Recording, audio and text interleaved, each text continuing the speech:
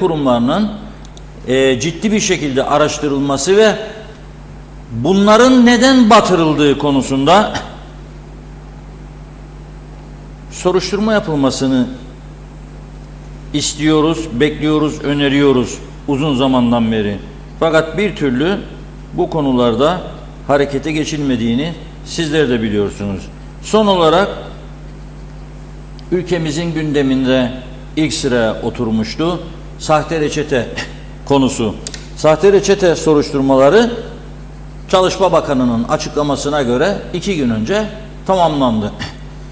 Sonucun ne olduğunu, ne çıkacağını önümüzdeki süreçte göreceğiz. Ama bugün Bayındırlık ve Ulaştırma Bakanı Erhan Arıklı öğle saatlerinde telefon dairesine giderek, yani adı telekomünikasyon olan telefon dairemize giderek oradaki depoları, ambarları ziyaret etti. Ve ilginç açıklamalarda bulundu. Diyor ki Arıklı,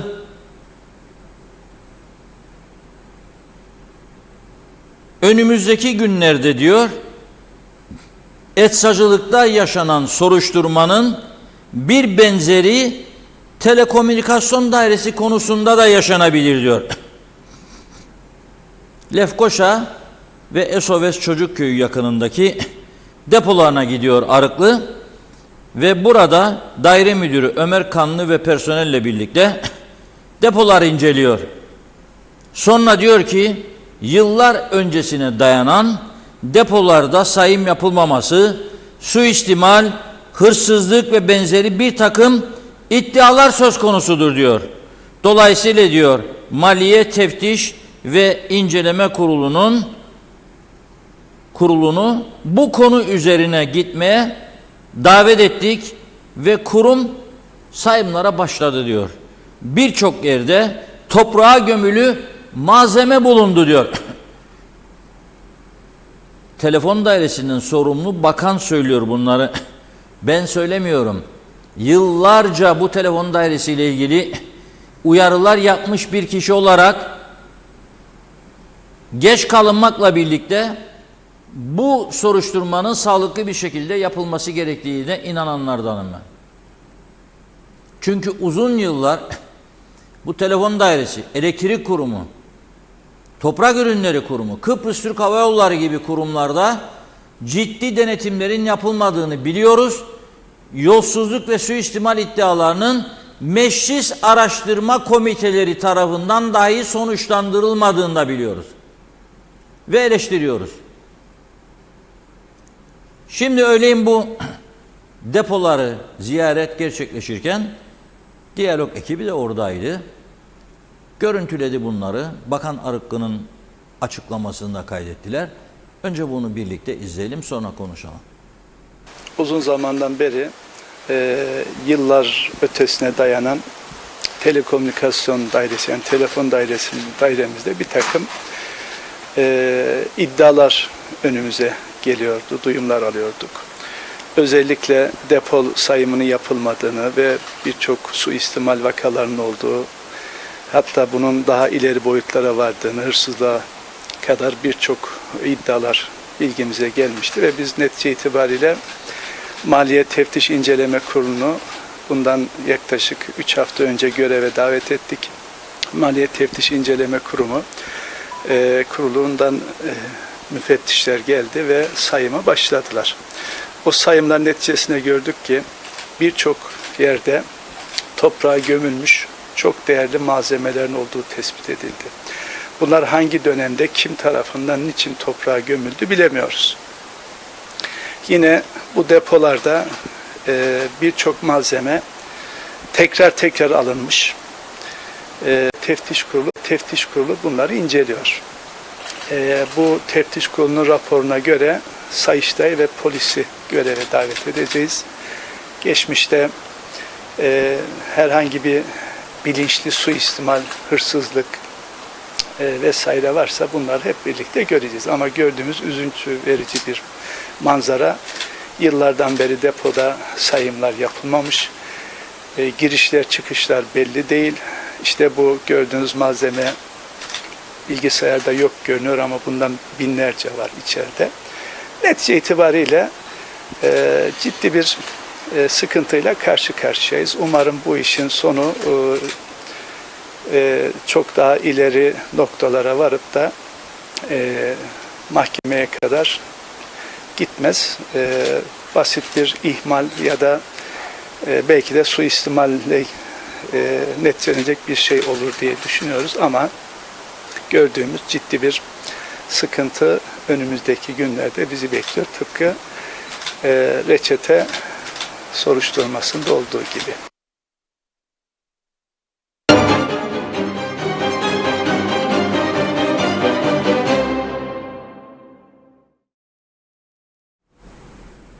Önümüzdeki günlerde kritik süreçler bizi bekliyor. Tıpkı reçete soruşturmasında olduğu gibi diyor Erhan Arıklı Bey. Şimdi ambarlardaki, depolardaki görüntüleri arkadaşlarımız yansıttı ama gene ara ara gelecek, böyle perde açıp verecekler. Şimdi bu telefon dairesi ta 30 yıl öncesine gidelim. Kablo alımına girişiyor ve deniyor ki mesela 50.000 metre bilmem ne kablosu, 75.000 metre bilmem ne kablosu alındı.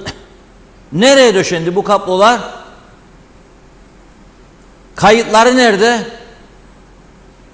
Nasıl aldınız? Nereden aldınız? Kaça aldınız? Hiç kimse bunları cevaplamadı. Ama son 15 yıldır Telekomünikasyon Elektrik Kurumu, Kooperatif Levazım, Sütçülük, Toprak Ürünleri Kurumu, Ece Bisküvi Fabrikası, bunların Kıbrıs Türk Hava Yolları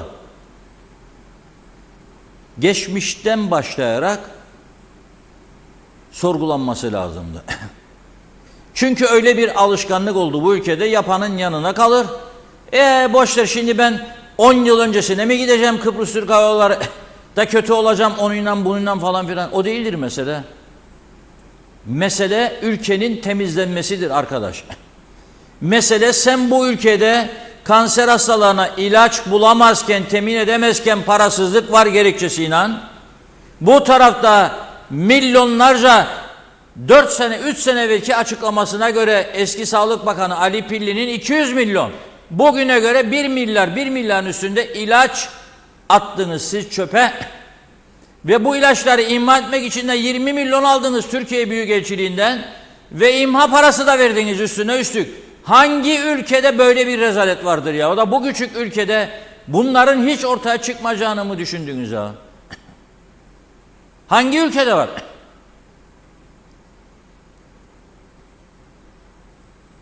İlaç, depolardaki ilaç. O yüce meclis komite kurdu. İktidar da var içinde, muhalefet de var. Üyelerin. Ne oldu sonuç? Sonuç ne oldu? Hiçbir şey. Hiçbir şey çıkaramadılar. Peki bu kadar zaman kaç tane bakan geldi gitti? Adı bakan, görevi bakmayan mı bu insanların ya? Kaç tane üst kademe yöneticisi değiştirildi? Peki nasıl olur da bir ilaç deposunda bilgisayar ortamında kayıt yok? Ne kadar ilacınız var? Hangi ilaçlar eksiktir? Hangileri fazladır? Devamlı takviye verdiler. İçeride olan, elde olan stoklara hiç bakmadan bakkal usulü dağıtım yaptılar. Sadece bu bile bir sorumsuzluk örneğidir ve yargıya taşınmalıydı. Kimin bunun sorumlusu kimseydi? Bakkal defteri tutarak iş yaptıranlar kimseydi? Hesabını vermeliydi bunun. Ben ne bileyim, depoda nasıl tuttular? Niye bu göreve geliyorsunuz? Niye bu göreve geliyorsunuz? Onu söyleyin. her makamın bir sorumluluğu vardır. Her makamın.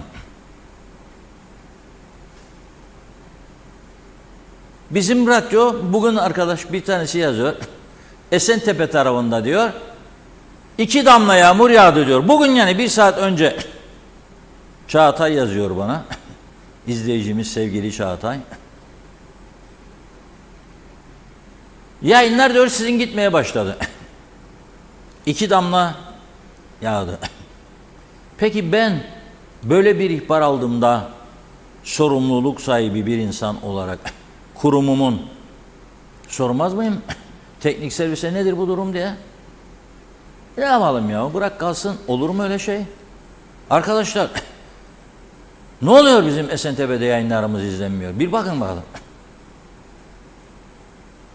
Herkes alarma geçiyor.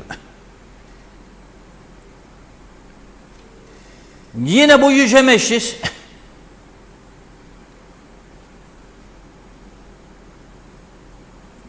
$500 milyon civarında bir para gitti Kıbrıs Türk Havaalanı'nda batak. $500 milyon civarında batak vardır, batak. Gene komite kurdular. 2 yıl çalıştılar. 2 yıldan sonra dediler ki biri önde açıklama yaptı. Dedi ki bilmem ne bilmem ne. Öteki dedi hayır dedi yalandır dedi. Böyle bir ortak karar yoktur dedi. Sonunda herhalde perde arkasında yani bu salonun dışında başka bir odada uzlaşıya vardılar ve kapatın gitsin yahu dediler. Biz mi uğraşacağız şimdi bununla? Ne oldu? Ne oldu?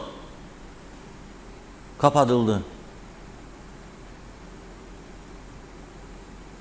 Şimdi bu eczacılık sahte reçetede kurunun yanında yaş dayandı gibidir. Bakın ben biraz sonra getireceğim ekranlara. 2 tane büyük cinayet işlendi. 2 günde Rum kesiminde. Öldürülenlerden sadece bir tanesinin fotoğrafını bulabildik biz. Yayınlanan fotoğraflar polisin olay yerindeki incelemesidir sadece. Bu insanların hepimiz yayınladık kelepçeli fotoğraflarını. Çünkü sistem bu. Sistem bu. Biz yayınlamasak bütün sosyal medya, bütün internet gazeteleri, bütün web tv'ler, diğer organlar hepsi veriyor. Çünkü sistem bu. Tamam da sonuçta çıkacak göreceğiz hepimiz. Bazı eczacılar veya doktorlar suçsuz çıkacak. Bazıları büyük rakamlarla çıkabilir. Mümkündür. Bazıları çok ufak rakamlarla çıkabilir. Tamam da ben burada Kıbrıs Türk Hava Yolları'nın $500 milyon bir yolsuzluk ve suistimal meselesinden bahsediyorum. Nereden biliniyor? Dosyalar var elimizde. Hazırladık yıllarca. Aldık bilgiler, raporlar, Sayıştaylık, savcılık, polis. Sadece bir motor değiştirmesi bir uçağın adı altında Singapur'a gidiyor uçak. $5 milyon veriyorlar. Sonra geliyorlar. O tamir ettiğimiz motor çalışmıyor. Singapur'da hava koşullarına göre yapıldı. Ayarlar olmadı. Öyle mi? Nasıl olur bu iş? Sadece bir motor $5 milyon. Bunun gibi çok büyük olaylar var. Sorgulanmadı. Sebebi nedir bilir misiniz? Sebebi çünkü o hava yolları şirketi partizanca yönetildi.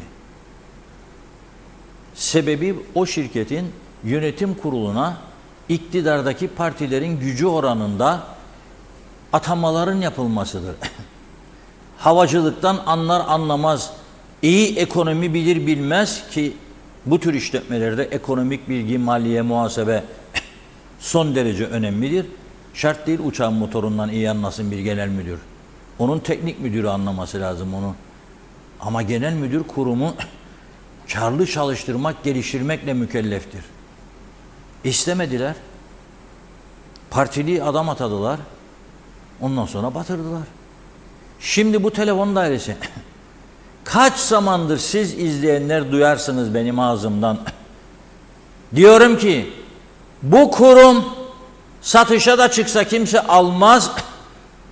Özelleştirilmesi lazımdı yıllar öncesinden. Batırıldı diyorum, burada batırıldı.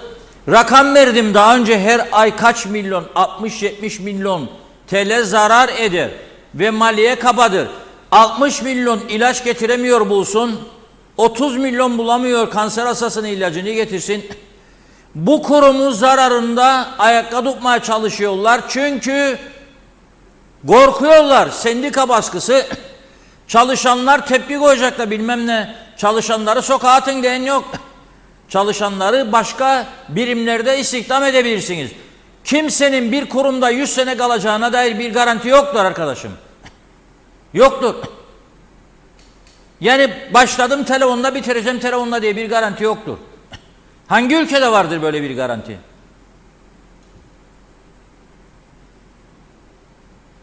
Bir kısmı özel GSM şirketlerine kaydırılabilirdi. Bir kısmı özelleştirilecek şirketle bırakılırdı. Ama bu kurum çalma çırpma yeri haline getirilmezdi. Bakın şimdi diyor ki ilgili bakan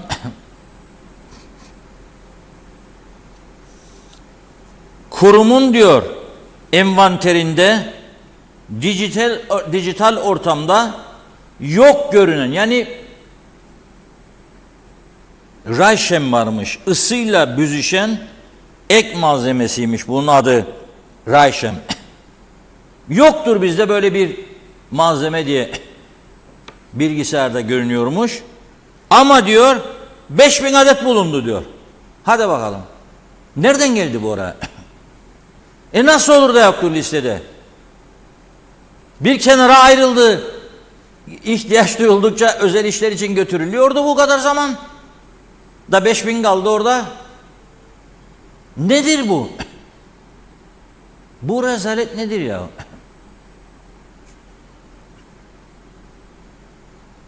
O şekilde bütün kurumlar bırakıldı batak bir şekilde, özelleştirilmesi gündeme gelmedi. Rum kesiminde telekomünikasyon ve elektrik hala devletin kontrolündedir. Ben bunu inkar etmem. Bana derlerse yarın, güneye bakın bakalım, siz devamlı örnek verirsiniz. Güneyde acaba özel midir telefon, elektrik? Çünkü bunlar stratejik kurumlardır. Zaten senin kuzeyde stratejik dediğin telefon dairesinin önemi ve özelliği kaldı mı? O çürümüş eskimiş yasa dışında. Nedir çürümüş eskimiş yasa? Bina inşa edeceğin desen, inşaat ruhsatı alabilmen için dosyayı gezdireceğin dairelerin içerisinde telefonla var.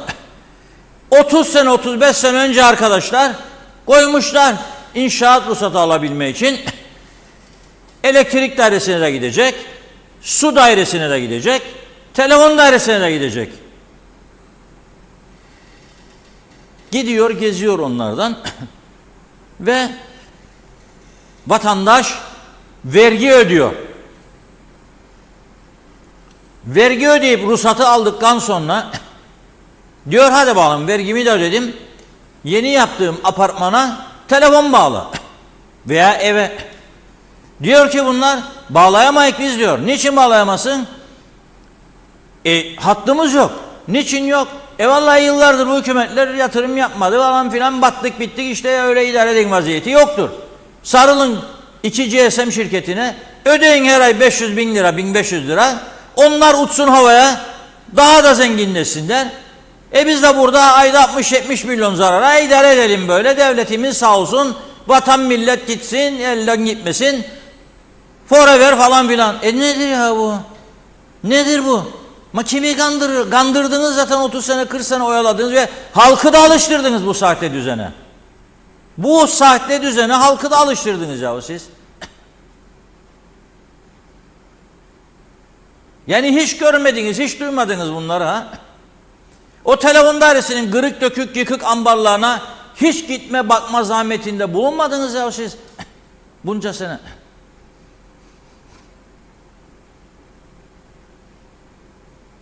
O telefon dairesi sayesinde kaç kişilerin nice yüksek yerlere geldiğini hiç duymadınız, görmediniz. Gördünüz. Ama karşılıklı göz kırpmalarından geçti yıllar. Ve bu telefon dairesini yaşatacak. Özelleşme, elektrik gibi.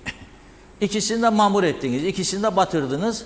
Şimdi bak, aynı arkadaş diyor bana, biraz sonra elektrikler de gider diyor, yağmur başladı.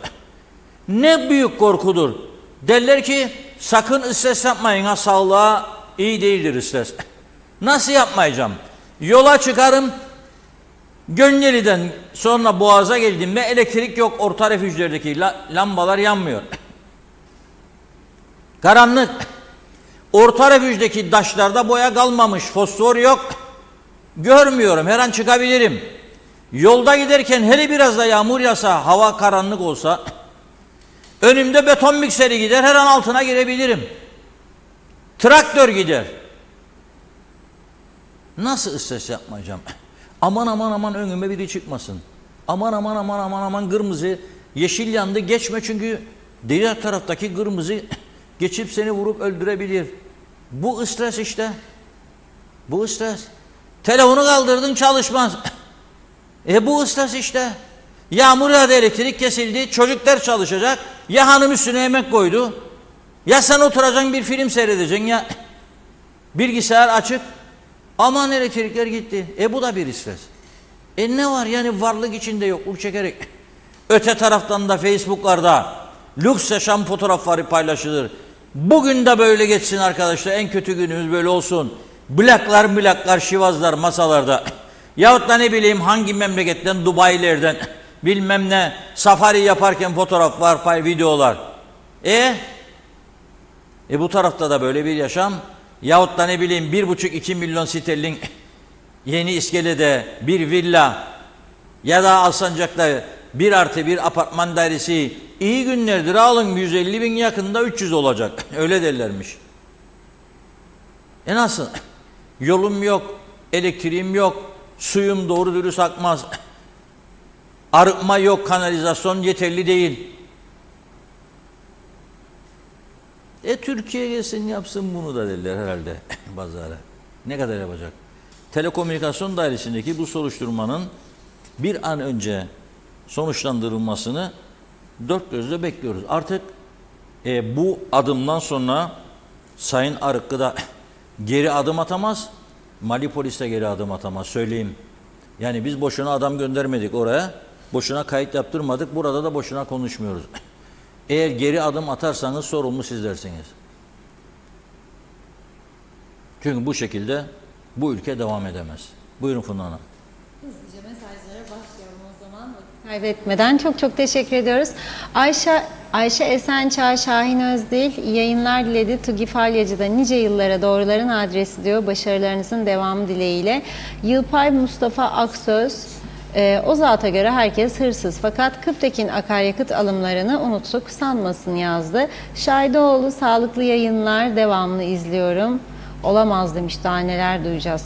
Hasan Nihat Erduran, Kıbrıs Türk Hava Yolları mecliste kapatıldı. Güvenim yoktur. Bıraksınlar mali polis ve Sayıştay beraber soruştursun.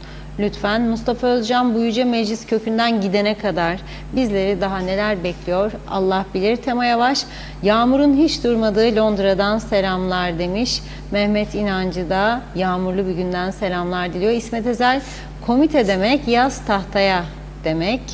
Mustafa Özcan, zamanı gelince bu arkadaşların hepsi tek tek yargılanacak ve kaçacak delik arayacaklar. Hesap sorulmaz sanıyorlar. Kara Sevda demiş ki gelen cebini doldurdu. Evet, bakın Kaan Adalı, ihbarda bulunuyorum. Mausa'da diyor adres de vermiş. Afrika kökenli 2 aile evi kiraladı. Büyük ihtimalle evde sözleşme yok. Saç örgüsü yapıyorlar evde diyor. Kaçak kazanç sağlanıyor. Diyalog TV'de nice senelere tebrik ediyorum demiş. Devlet kanalı sizlerden örnek almalıdır. Celal Harun, Kuzey Kıbrıs'taki tüm yolsuzlukların üzerine gidilecek mi dedi. Osman Rakibet hayırlı akşamlar demiş. İsmet Ezel bakkal daha iyi defter tutar yazdı. Aynur Yüzügüler de iyi yayınlar diliyor. Hasan Nihat Erduran her yıl sonunda ambar stok sayımları yapılır, makine teçhizat mefrucat bilinir, değerlenir ki sigortalama yapılabilsin. Bu durum hiç kabul edilemezdir. Her dairede iç denetim olmalı, Sayıştay'da sıcak denetim yapmalı. Bunlar kolay işler, bir şirket gibi her şey bilinmeli, denetimli olmalıdır kısacası dedi. Alptekin Evmez yeter artık hırsızlar diyor. Allah'tan bir Arıklı var. Arıklı olmasaydı yemeğe devam edeceklerdi demiş. Ali Dere Seven şimdi de telefon dairesi tek doğru çalışan kurum yok gibi. Adı var diyor ortada ama kendisi yok. Benim ev telefonum 20 senedir çalışmıyor. Ne arayan ne soran var. Bu ülke bu kadar çok kötü yönetilirken nasıl oluyor da bu kadar zaman ayakta durabildi? Hayret. Erbay Eren Cumhurbaşkanlığı yolsuzluğu demiş. Kıptek diyor. Sayıştay raporlarına göre yolsuzluk diyor. Kıbrıs Hava Yolları'nda yolsuzluk diyor. Ama sonuç sıfır. İlaç yolsuzluğu da 6 ay sonra aynı olacak. Yazık demiş. Yollardaki ışıklandırmaların çoğu yanmıyor. Bakan yok, ilgilenen yok. İsmet Sencer harikasınız. Alptekin Evmez meclis yolsuzluk komisyonlarını soruşturma sonuçlanmasın diye kuruyorlar. Pazarlık edip anlaşıp olayı kapatıyorlar. Tema Yavaş Londra'da bir haftadır yağmur yağar demiş. Ne yayın kesildi ne de ses. Mehmet İnancı sanırım bu sahte reçetecikler tozlu raflara kalkacak ve unutulacak Sayın Akar. Nazime Nalbant Londra'dan herkese selamlar. Her şeyin iyi olmasını dilerim diyor. Reşat Bey'i tebrik ederim. Tüm ekibe sonsuz teşekkürler. Kıbrıs'ın durumlarına çok üzülüyorum diyor. Ne kadar iyi şeyler duymak isteriz demiş. Nazime Hanım. Hanife Dursun süper bir program. Selçuk Özenli, Reşat Bey ilaçta olduğu gibi yok deyip depoda olan aynı malzemeyi defalarca ihaleye çıkıp alınır. Para cepte, inşallah öyle değildir. Kim sorumluysa cezasını çeksin. Elif Bağbaşı iyi akşamlar, iyi yayınlar diledi. Mehmet İnancı diyor ki bu yolsuzlukların üstüne tam gidilse yollar buz kaymak olacak Reşat Bey ama nerede o günler? Yağma Hasan'ın böreği yutan yutana. Turgay Gezen ilaç reçetesi yolsuzluğu diyor. Gün yüzüne çıktığında ben sadece sosyal sigortalarla ilgili ilaç reçete yolsuzluğu değil, paranın döndüğü hemen her kurumda istismarlar ve usulüne uydurulmuş yolsuzluklar olabilir demiştim. Şimdi bakanın açıklamasından öğreniyoruz. Telefon dairesinde de böyle bir durum ortaya çıktığı anlaşılıyor. Bu ekranlardan yine söylüyorum. Bana göre kamuya ait tüm kurum ve kuruluşlar bağımsız bir denetleme kurulu tarafından ivedi olarak teftiş edilmelidir. Evet. Yeni mesajlar geldi yine biraz. Bakayım atlamadan okuyalım. Evet bakıyorum. Turgay Gezen'i okudum. Şimdi Öyle onu mi okudum. Evet Reşat Bey. Mehmet İnancı Diyalog Medyanın yeni yaşı hayırlara vesile olsun Amin demiş. inşallah. Mustafa Özcan Türkiye'de böyle bir program olduğunda ihbar sayılır. Savcılık ve polis harekete geçer diyor. Yüksel İşkol Fahri Trafik Müfettişi gibi Fahri Kamu Kurum Müfettişleri olmalı. Vatandaşlar denetime dahil olmalı. Boşa giden paralarla şimdiye yeni ülke kurulurdu. Şahin Özdil alıştık artık demiş. Devletin malı deniz yemeyen keriz. Hükümet diyor yeter artık. Reşat Bey diyor yazık diyor. Kuru fasulyenin yahnisi gider gelir aynısı. Yazıklar olsun demiş. Birkaç mesaj okuyup ara verelim. Fikret İpekçioğlu nedense şimdi uyandılar. Ortalığı birbirine düşürüyorlar. Meclisin içindeki yolsuzlukları da gündeme getirseler olmaz mı diyor. Dokunulmazlıklarını da kaldırsınlar bakalım. Safiye Ahmet Yıldız Çoban, elektrikten, telefondan bahsediyorsunuz. Elektriği ne yapmam? Bir şey yapmayan hükümet diyor. Onu mu düşünecek demiş. Telefonlar bozuk. Bizim hükümetimiz böyle geldik, böyle gideceğiz dedi.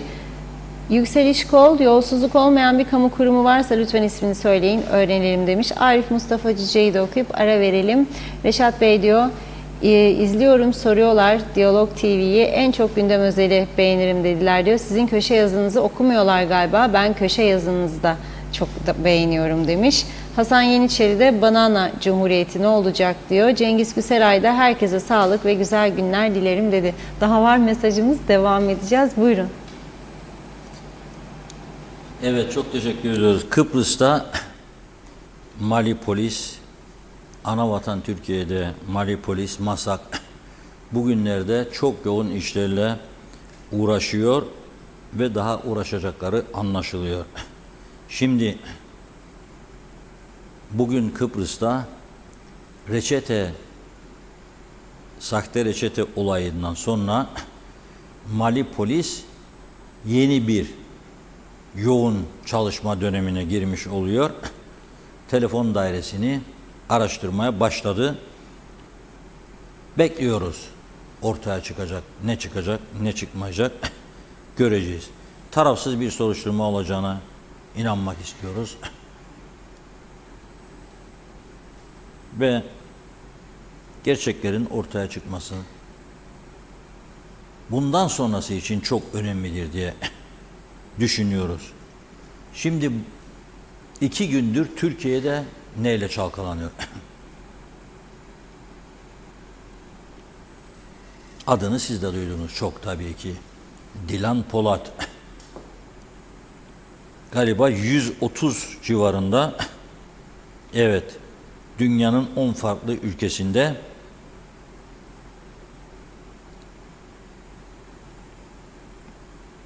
güzellik ve estetik merkezleri işletiyor.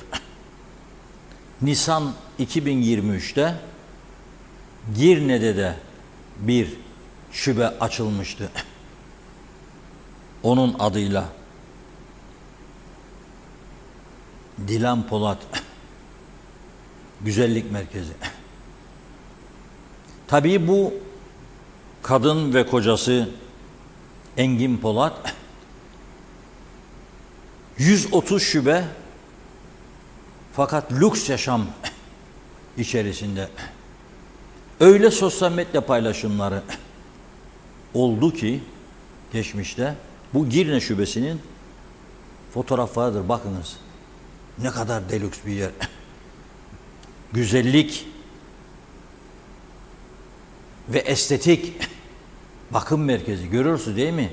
5 yıldızlı otellerin birçoğundan daha lüks bir yer. Tabii kaç tane bayan gitti bilmiyorum buraya ben. Nisan'dan bugüne. Siz gittiniz mi? Funda Hanım gitti mi? Gitmedim. Funda Hanım gitmemiş. Merak da etmedi. Nasıl olur? Neyse. Herhalde paradan korktu. Bir fatura çıkar karşısına, bir bakarsın 30.000 lira. Yandık Allah. Şimdi dolarlar atıyorlarmış. Eğlencede başlarından karı koca. Ferrari'yi bırakıp Porsche'u bırakıp Lamborghini'ye, onu bırakıp Bentley. Vay Allah. Tabi bunu yakın takibe alıyorlar. 2 gündür karakoldaymışlar. Şimdi ama öyle iddialar var ki bu iddiaların Kıbrıs bacağını görmezden gelemeyiz. Veysel Şahin olayı var. Bütün bunlar yasa dışı bahislerle bağlantılı görülüyor.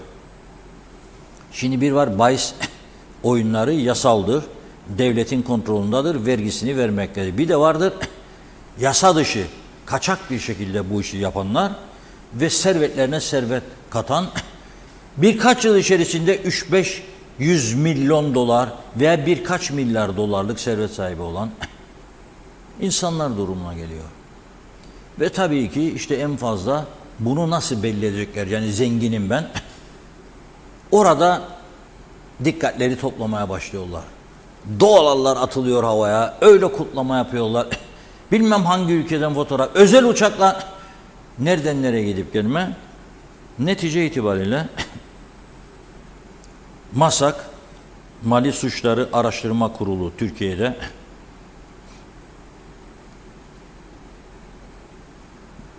ortaya çıkarıyor ki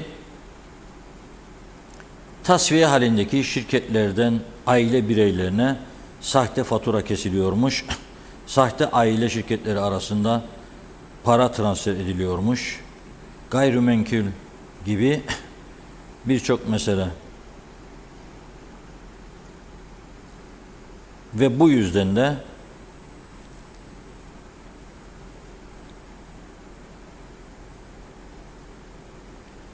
yasa dışı bahis ve şans oyunları meselesinden dolayı, yani kanunlara aykırılıktan dolayı banka mevduatlarına ve mal varlıklarına el konulmuş. Şimdi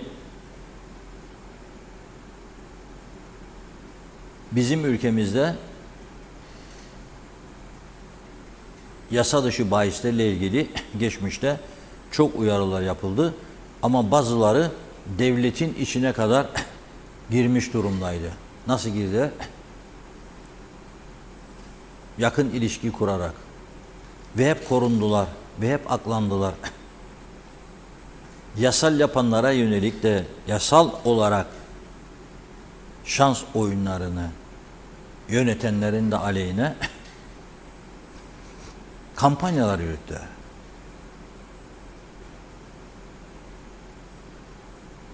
Türkiye'deki Mali polis bu olayların peşine düştükten sonra bizim ülkemizde olanlar da ortaya çıkmıştı. Dolayısıyla burada devletin konumu son derece önemli. Biraz önce telefon dairesiyle ilgili başlatılan soruşturmadan bahsetmiştim. Ardından da Türkiye'de 2 gündür gündemin ana maddesi olan bir konuyu gündeme getiriyorum.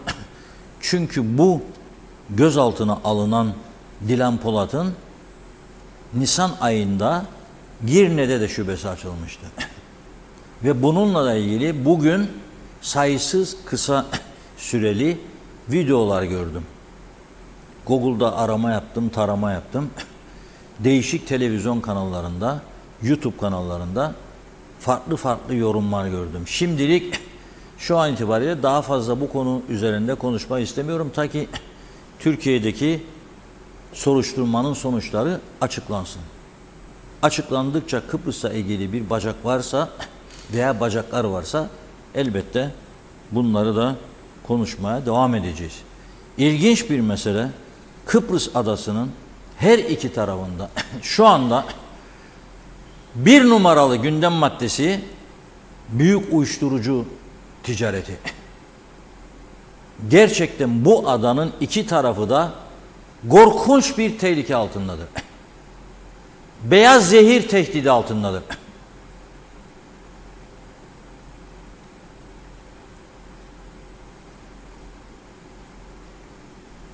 Rumlarda bizden daha cesur gazetecilik vardır, onu söyleyeyim.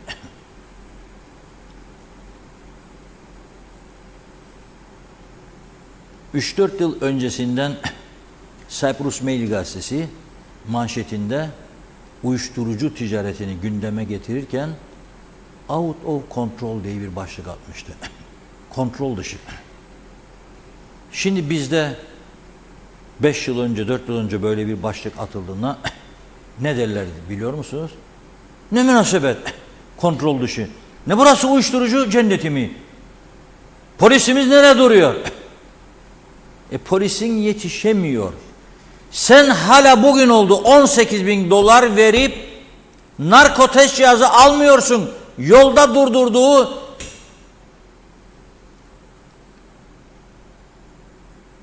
insanların uyuşturucu testini yapabilsin.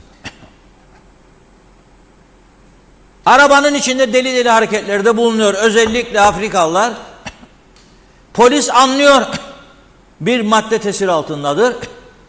Ama onun uyuşturucu kullanıp kullanmadığını, vücudunda olup olmadığını kontrol edemiyor.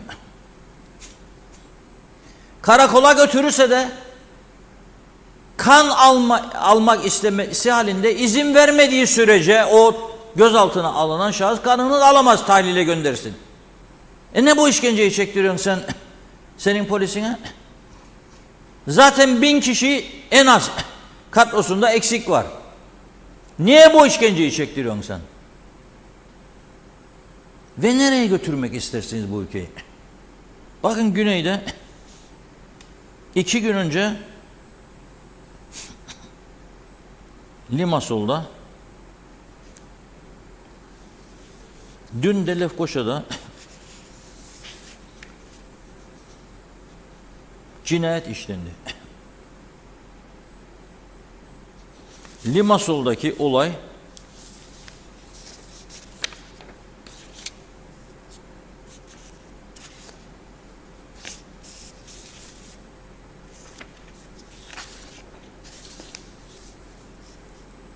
Bu Limassol'da polisin sahil kenarında yaptığı ölçümdür. Bir de motosikletliler gelecek. Kameraların kaydettiği cinayetten arananlar da bunlar. Arandığı için bunların fotoğrafını yayınladı polis. Kaldığı apartmanın balkonunda Alexis Mavromihalis ismindeki Kıbrıslı Rum tek kurşunla öldürülüyor. Çünkü keskin nişancıların kullandığı bir silah kullanıyor. Polis bir süredir rakip çetelerin hedefinde bulunduğunu bu şahsın önceden de suça karıştığını açıklıyor ve bu mesleki faaliyetleri Lefkoşa'dan Limassol'a uzamıştı diyor. Mavroyanis'in öldürülmesinden kısa bir süre sonra Koçat köyü yakınlarında yanan bir araç bulundu diyor. Bu aracın da diyor cinayetle bağlantısı vardır. Bölgedeki kameraları inceliyor polis. Şimdi Alexis Mavromihalis düzeltiyorum. Lefkoşa'da keskin nişancı tarafından tek kurşunla öldürülüyor. Chanis Kaleiropoulos ise aracı içindeyken açılan ateş sonucunda Limassol'da öldürülüyor. İkisinin de uyuşturucu yakın arkadaş olduğu ve rakip çeteyle anlaşmazlık içinde olduğu belirtiliyor. Geçiyorum Kuzey Kıbrıs'a. Bakınız şimdi bir fotoğraf gelecek ekrana. Görüyorsunuz burada. 2 tane Afrikalı. Bu da Kuzey Kıbrıs'taki Afrika çetesi. 7 kişi, 5'i bugün biz buraya girinceye kadar bulunamamıştı. Veya bulunduysa da yargılanmadı daha henüz. Ama bu 2 tanesi mahkemeye çıkarılıyor tutuklandıktan sonra. Ne zaman çıkarılıyor mahkeme? Yani karar veriliyor. 2 yıl gecikmeli. 2021 yılının 27 Ekim günü Lefkoşa'nın bizim de bulunduğumuz bu organize sanayi bölgesinde düzenlenen bir operasyonda kargo şirketine gelen paketin içerisinde yüklü miktarda uyuşturucu buluyorlar. Ne kadar mı? Söyleyeyim size. 2 kilo 250 gram metamfetamin. Sonra bu tutuklananlardan bir tanesinin Girne'deki adresine baskın düzenliyor polis. Ve orada da 4 kilo 340 gram Hint keneviri buluyor. Az önce okuduğum 2 kilo 250 gram metamfetamin tipi uyuşturucu, uzmanların ifadesine göre uyuşturucu çeşitleri arasında en tehlikelilerinden. Düşünebilir misiniz? Kaç bin kişiyi zehirleyeceklerdi? Kaç bin kişi? Polis kısıtlı olanaklarına rağmen daha çok ihbar üzerine harekete geçerek bu tür olayları ortaya çıkarmaya çalışıyor.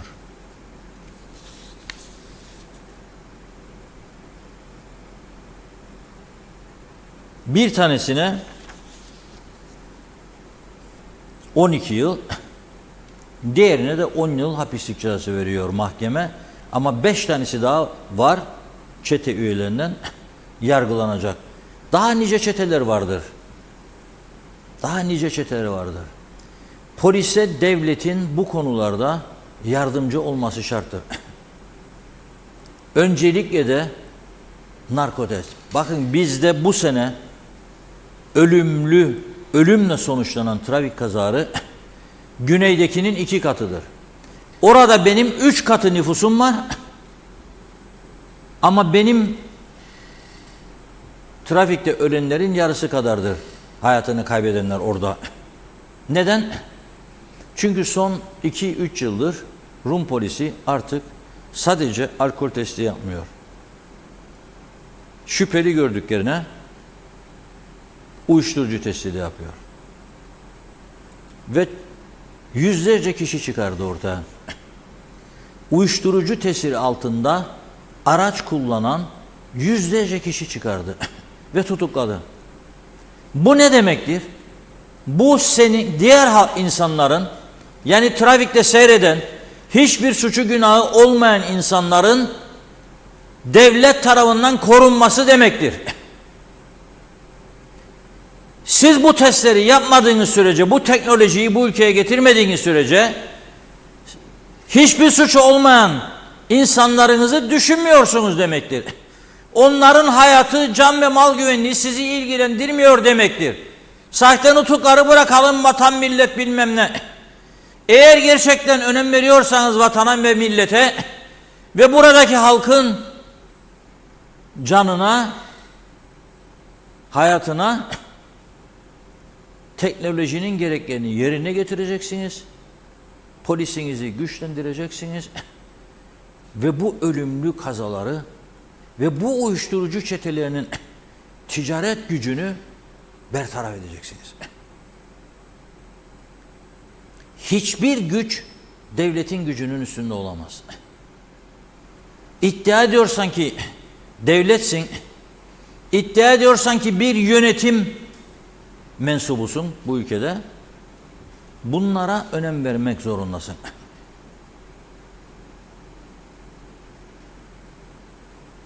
Bakın Türkiye estetik ve güzellik uzmanını Dilan Polat Hanım'ı bugün bir de ne yayıldı biliyorsunuz değil mi? Karakola götürdükleri zaman kendisini polislere demiş ki buranın havası benim cildime iyi gelmiyor. Bana lütfen demiş cildim için vitamin getirin. Cildimi korumam lazım demiş. Önemlidir değil mi bu iş? Yani bilenler biliyor önemini. Bir zamanlar bana da bir arkadaş demişti bana vitamin getir diye. Sonra bulamadım yani o vitamin nerededir. Karıştırdım çekmeceleri. Bu son derece önemlidir. Aldı götürdü. Sorguluyor şimdi. Ama nereden yola çıktı? O lüks yaşamdan çıktı. Ben bir ay yani yıllardır duruyorum, üzerinde duruyorum da son bir aydır yeni vergi listeleri açıklandıktan sonra daha fazla üzerinde durmaya başladım. Şimdi bakınız, bir insana annesinden babasından bir daire, 2 daire ya bir ev, 2 ev verildi olabilir. Veya işte güneyde bıraktım geldim burada 4 kat aldım, 5 kat aldım, sattım, aldığım parayla bir de aldım bir de olabilir. Veya şu işi yaparım, kazanırım ondan. Ben şu işi yaparım, kazanırım diyen adamdan önce nereye bakarım? Ödediği vergiye bakarım. Şimdi ben yarın Ercan Havaalanı'ndan özel bir uçağa binerken fotoğraf çektirirsem ve dersem ki özel uçağımla Paris'e uçuyorum doğum günü kutlamasına. Ne mesajdır bu? Demek ki çok para sahibiyim. O zaman bizimkiler bile böyle der. Yaşa be Mahmut! Bir özel uçaklarına biz de koy yanına da götür bizi de derler. Öyle demezler mi? Koy bizi de yanına da götür biz de Paris'te bir gece yaşayalım. Monaruj'a da giderik hem. Bilmem Monaruj'a çıkma hala ama mutlaka. Çünkü Paris deyince akla ilk gelen yerlerden biridir. Eyfel Kulesi'ni gündüz gezeceksin. Gece de Monaruj'a gideceksin. Nehirde bir de tekne gezisi, sonra Monaruj, Allah, o şovları izleyeceksin falan. Budur mesela. Ben söylüyorum. Adam makas yapıyor bana. Alsancak Girne yolunda 500 bin, 400 bin sterlinlik arabayla sonra plakasını veriyorum. Kime ait olduğunu öğreniyorum. Sonra giriyorum vergi listelerine. Otomatik tarama. Bakıyorum 1000 Türk lirası vermiş. Vay garibim be dedim. Yani ayda 80 Türk lirası. Bu araba yani kazanç var orada. Yani kazancı çok düşük gösteriyor. Ayda 4000-5000 lira alırımız.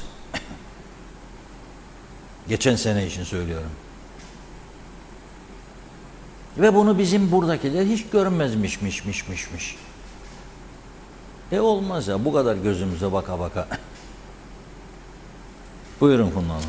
Devam edelim mesajlarımızı. Fikri Yaşar, hayırlı akşamlar, iyi yayınlar diliyorum demiş. Salih Mullalı, devletin olduğu her yer güllük gülistanlık, temiz buz gibi cennet ada. Mustafa Özcan Turizm Bakanımız Ataoğlu Antalya'da diyor, Kuzey Kıbrıs'ı anlatmakla değil yaşayarak öğrenebilirsiniz demiş. Vallahi doğru. Celal Harun, Şifa Harun'un mesajını aktarıyor. Evet, diyor ki sen güzellikle sözünü söylersin, arif olan ders alır, cahil olan tavır alır, telvesi umut, köpüğü huzur olsun, yanında lokum gibi dostlar diyor. Su gibi muhabbetler olsun, kahve keyfiniz bol olsun demiş. Gönülleriniz şen olsun. Selamlar, sevgiler. Hasan Hacı Haliloğlu, Erhan Başkan da sorunları ve yolsuzlukları açık yüreklilikle dile getiriyor. İleriki tahkikat, savcılık makamı ve poliste. Alican, KKTC Yağma Hasan'ın böreği için kuruldu yazmış. Evet, Naim Küsetoğulları iyi akşamlar diledi. Kemal Osman Cayhanlı da karanlığa doğru adım adım. Nilüfer Canova merhaba. Manisa trafiği Pakistan'dan beter oldu. Kanalizasyonun bittiği yerler bile çok kötü kokuyor. Manisa İskele çift şerit yoldaysa ışık yok. En azından çembere olsun solar koysalardı. Kelle koltukta gidiyoruz. Hasan Nihat Erduran Çatalköy Doğu Çevre Yolu Yonca demiş. Çevre yolu Boğaz Katlı Kavşağı başlıyormuş. Reşat Bey lütfen bilelim diyor, sorun sayenizde yaş gününüz kutlu olsun demiş. Salih Mullalı hükümet hizmet işlerinden elini ayağını çekmeli. O zaman soygunculuk da azalacak. Meryem Tezer Arif Diyalog TV nice yıllar dilerim, iyi ki varsınız demiş. Evet, Mehmet İnancı Polat çifti sosyal medyada yaptıkları şımarık yayınlarla kendilerini ele verdiler. Ne der büyükler? Şaşırt şeytanım şaşırt. Bunlar da şeytanın kuyruğuna bastı. Ergün Yahat, hayırlı yayınlar dilerim, paylaşalım bu güzel programı demiş. Mehmet Ali Özdemir de iyi yayınlar diliyor. Hatice Cihanlı, güzellik merkezine gittiğini soruyorsunuz, çok büyük maaş veriyorsunuz, merak ettik demiş. Döviz üzerine. Döviz üzerinden. Yok asla hiç değiliz Hatice Hanım'la. Döviz üzerinden alıyorum ben, evet. Hüseyin Koltan, Diyalog yeni yaşını kutluyorum, tebrikler dedi. Erdal Yarkın, her zaman başarılar dilerim size ve ekibinize. Hemen kaldığım yeri bulacağım. Sonra atlıyoruz. Hasan Nihat Erduran, kuaförlerde dönen para çok fazladır demiş. Ancak sektör ne gelir vergisi verir bilinmez. Her iş kolunda gelir vergi listeleri yayınlansa çok iyi olacak. Şeffaf olmanın ne zararı var esnafa, müteahhite, ticaret yapana, sanayiciye vesaire. Cengiz Güzelay, güneydeki trafik polisi sürücüyü ağzından aldığı salyayla hangi tür uyuşturucu kullandığını tespit edebiliyor. Celal Bozdemir sizlere ve ekibinize iyi yayınlar dilerim dedi. Osman Mene de kolay gelsin demiş. Dursun Taş da, Cüce Nihat da iyi yayınlar diliyor. Alptekin Evmez, Kıbrıs'ın en güzel programını yapıyorsunuz demiş. Kanalınızı da çok beğeniyoruz dedi. Fevzi Mehmetçioğlu iyi akşamlar, iyi yayınlar. Son gördüğüm şu anda da Hasan Nihat Erduran'ın diyor ki vergideki örnek harikaydı. Memur müdürün gözüne sokar bunu ve sorar bununla mı işleri bunlara mı işler biz diye sorgular. Cevaplayın buyurun demiş. Ahmet Ulubay da ülkede vergi kaçakçılığı yasal hale geldi diyor. Teşekkür ediyoruz. Tamamladık şimdilik. Buyurun Reşat Bey.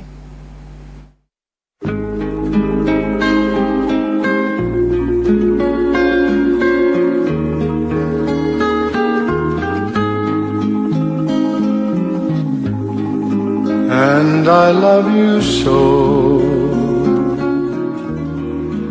The people ask me how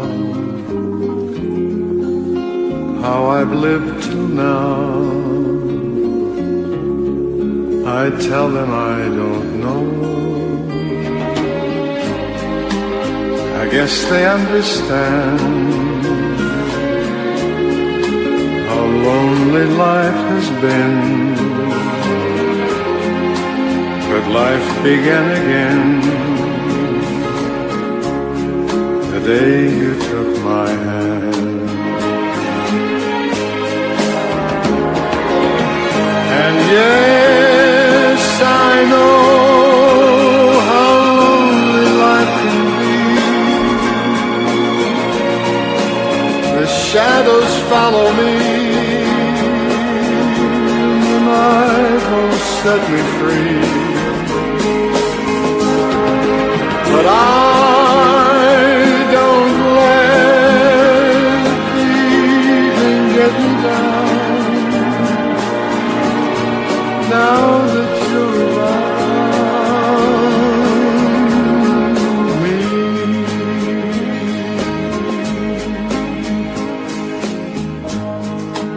and you love me too. Your thoughts are just for me. You set my spirit free. I'm happy that you do. The book of life is brief, and once a page is read, all but life is dead. That is my belief.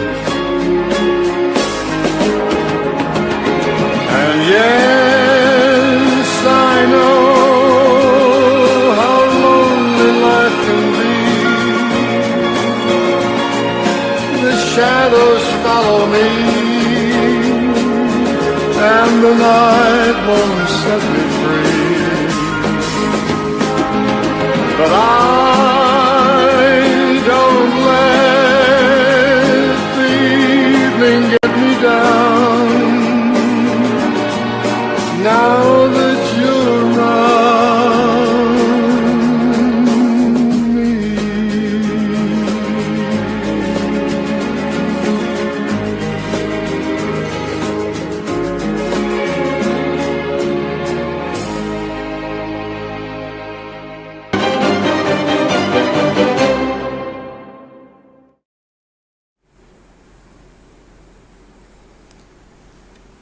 Evet.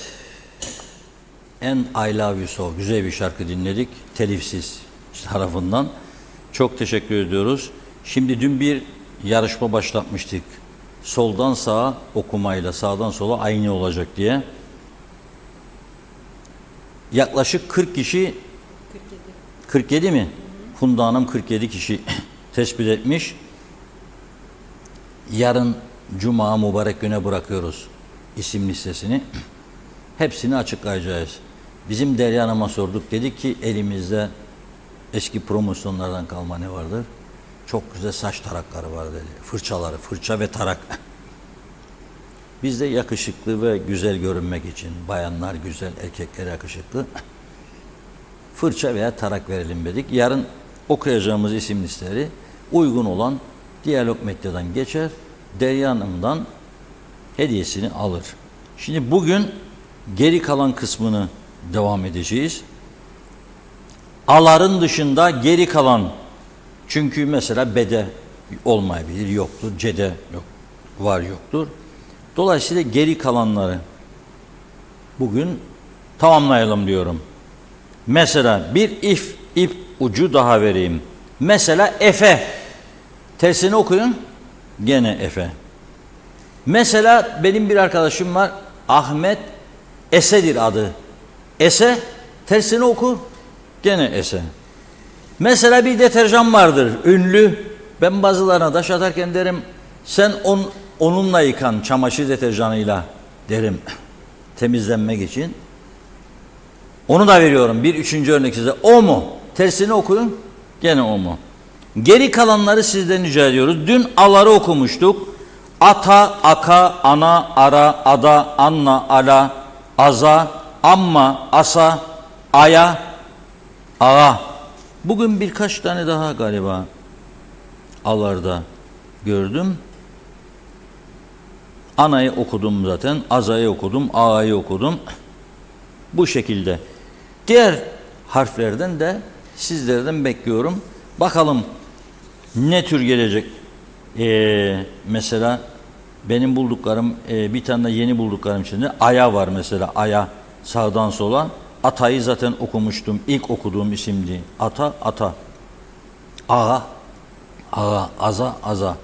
Diğerlerini sizden bekliyorum. Hatta işlerinde bir tane daha eski bir siyasi liderimizin soy adı vardır. Bunların içerisinde. Bilin bakalım nedir? Siz bunu düşünüp yazıncaya kadar bugün bütün Kıbrıs'ı hemen hemen üzen bir habere geçmek istiyorum. Neydi bu? Güzelyurt Kurtuluş Lisesi öğretmenlerinden Derya Karslı Kılıçoğlu'nun beklenmedik vedası. Aldığım bilgiye göre öğretmen arkadaşlarından Güzelyurt'un çok sevilen bir ismi, başarılı öğretmenlerinden, yardımsever bir insan. Genellikle de Allah galiba çok sevenleri önce yanına alıyor, bilmiyorum. Allah'tan rahmet diliyorum. Bugün sabahleyin 7'de okula gitmeye hazırlanırken evinde fenalaşıyor. Resmi geldi işte. Ondan sonra ambulans çağrılıyor. 3 defa kalbi duruyor ve çalıştırılıyor. 3 defa. Özel bir hastaneye götürülüyor ve orada kurtarılamıyor, veda ediyor. Emboli atması olduğu söyleniyor. Ben hem rahmet dilemek için ekrana getirdim. Sevilen bir insandı. Sosyal medyada benim de takipçilerimdendi. Ve yorumlarını buldum. Bize güzel destek yorumları yazıyordu zaman zaman. Mesajlarını buldum. Ama bazı paylaşımlar gördüm ve uyarıldım. Diyorlar ki işte mesela bazıları işte bu aşılardandır. Korona aşıları sebep oldu. Ondandır bu diyorlar. Bence bu tür yorumlardan kaçınmak lazım. Çünkü bu kesin kanıtlanmış bir durum değildir. Herkesi paniğe sokmanın bir anlamı yok. Alman aşılardır bazıları. Biz de çok insan Alman aşısı yaptı. Pfizer Alman. Benim 3 tane Pfizer yapan tanıdıklarım var. Yani normaldir bu, yani şimdi bütün insanları paniğe düşürmek olmaz. Doğru bir yaklaşım değildir. O yüzden birçok sebepleri vardır kalp krizlerinin, erken ölümlerin. En önemlisi de doktorları dinliyorum ben, söylüyorlar. Yüksek tansiyon. Mesela Profesör Mehmet Refik Mas hocamız dün Funda Hanım'ın konuydu. Gene dinledim, iç hastalıkları uzmanı. Yaşlılarla ilgili uzmanlık alanı var. Tansiyona dikkat edin diyor. Yüksek tansiyon çok tehlikelidir. Küçük tansiyon 8 ile 10 arasında geziyorsa bir de kriz, öfke, ani sinir, riskiniz artıyor demektir. Uzmanların söylediklerini dinliyorum ve bakıyorum buna. O yüzden dikkat edelim diyorum. Buna herkes dikkat etmesi lazım.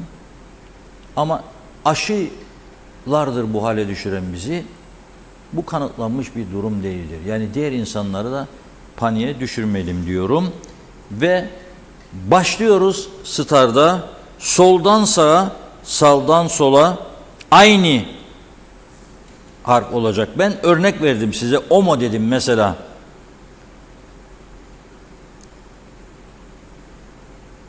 Efe dedim. Ese dedim.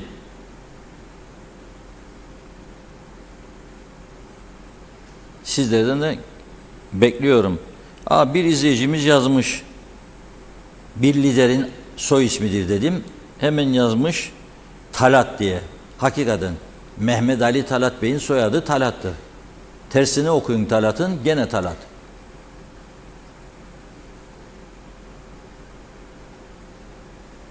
Başka devam ediyor izleyicilerimiz. Ne yazıyor? Bir tane var. Ne yazmış? Tat Tut da var. ve tut diyor. Tut, tersi de tut. Yücel Barbaros Bey yazmış. Ne diyor? Ne diyor? Küçük. Heh, küçük. Tersini düşün. Evet. O da küçük. Ali Esentepe yazmış. Ege. Onun tersi o da Ege okunuyor. Öyle değil mi Funda Hanım? Öyle Reşat Bey. Evet. Şimdi 5 dakika var sadece. 5 dakika içinde bitirmek zorundayız. Elektrikle kapatıyorum son konuyu. Siz de bu arada yazabilirsiniz. Ama çok güzel kelimeler var benim önümde. Kafa yorduk, bulduk. Şimdi eksiğimiz de olacak tabii mutlaka ama siz yazınız diye bekliyorum ben. Bu 40 kişi 50 olsun, 60 olsun, 70 olsun. Saç fırçası ve taraklar biterse tırnak makası varmış Değerli Hanım'da. Tırnak makaslarına geçeriz. Şimdi elektrik kurumu nasıl oldu da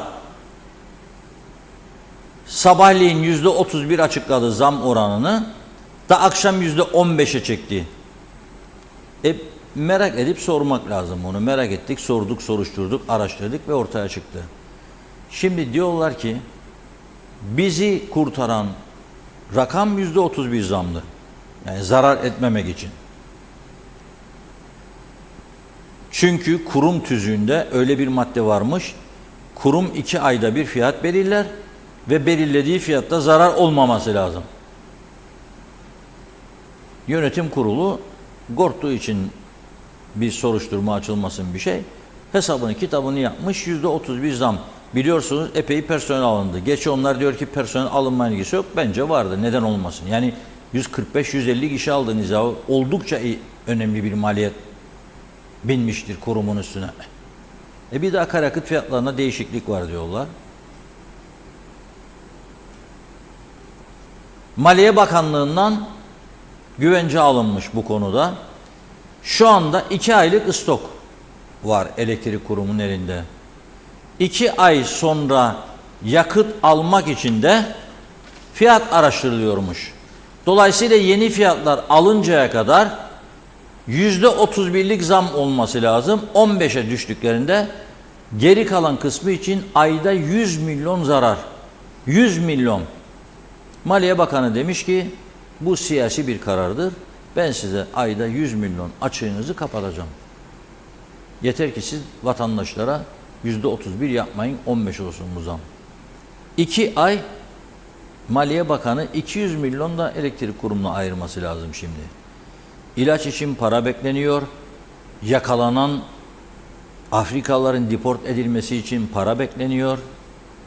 Yollar için para bekleniyor. Yanmayan lambalar için para bekleniyor. Para bekleyen kesim çok. Ve bir de harnup üreticileri ellerindeki harnubun alınmasını bekliyor. Ya yok mu bir cesur adam çıksın desin bu gariban üreticinin elindeki harnupları alalım diye. Yok mu ya? Çok merak ediyorum. Yani bu kadar büyük bir para mı yani bu iş? Nedir sorun?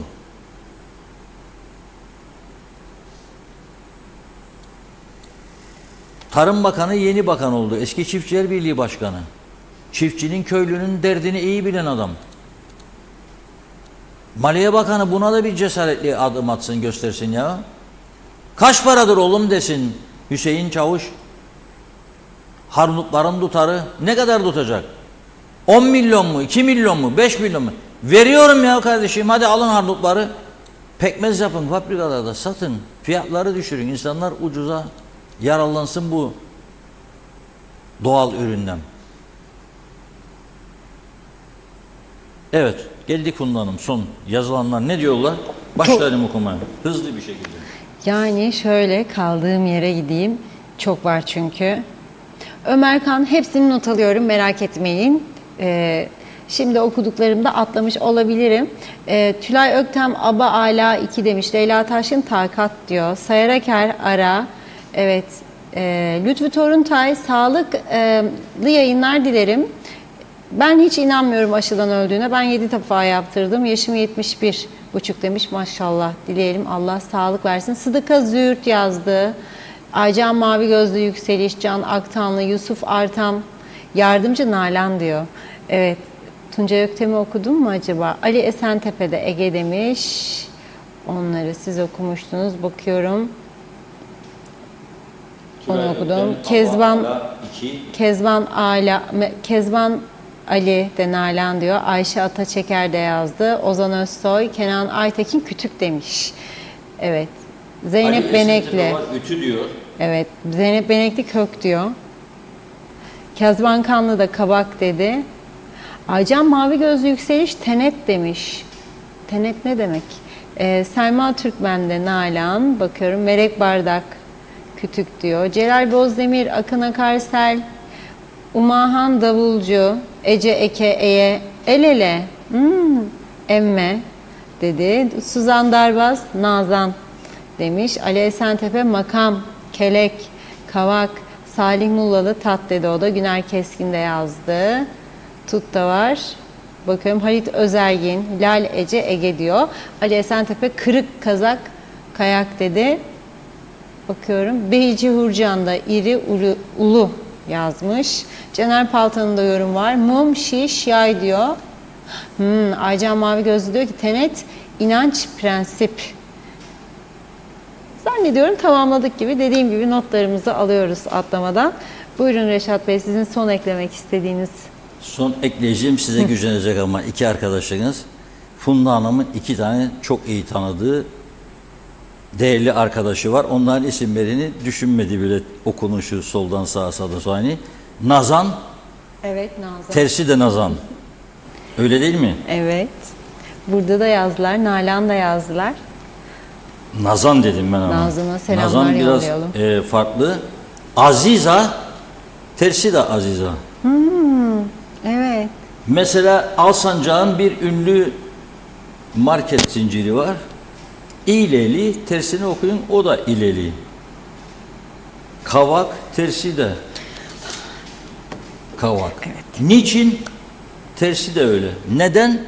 Onları ben size Onu siz buldunuz, bir tek onu söyleyin. Yani Şimdi o de kadar ben da o söyledim. kadar da olsun. Yok, Kavak Niçin Radar de mesela, ben radar benim O yok. eniştem, Vadilili yeğenim.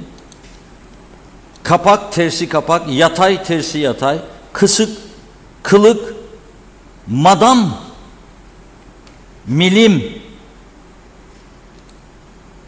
takat, tirit, velev, yapay, küllük, kulluk. Evet, bugünlük bu kadarla noktalıyoruz programımızı. Yarın inşallah maşallah mübarek cuma günü daha güzel konularla birlikte olacağız. Benden bugünlük bu kadar. İnşallah. Teşekkür ediyoruz. Tamamladık sevgili izleyenler. Yeniden görüşünceye dek hoşça kalın. İyi akşamlar.